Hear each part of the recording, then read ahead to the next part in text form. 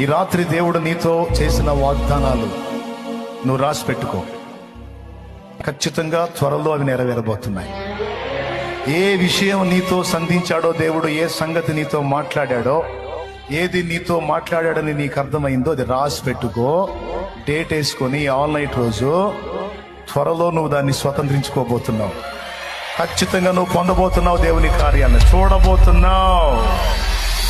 ఇన్నాళ్ళ నీ కన్నీళ్లకు ఒక తిరుగులేని సమాధానం ఇవ్వబోతున్నాడు నా దేవుడు. హల్లెలూయా.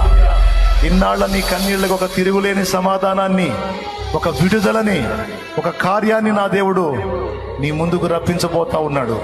గుర్తు రాసుకో. అది నెరవేరినప్పుడు నా ప్రభు మహిమార్థమై సాక్ష్యం ఇవ్వు.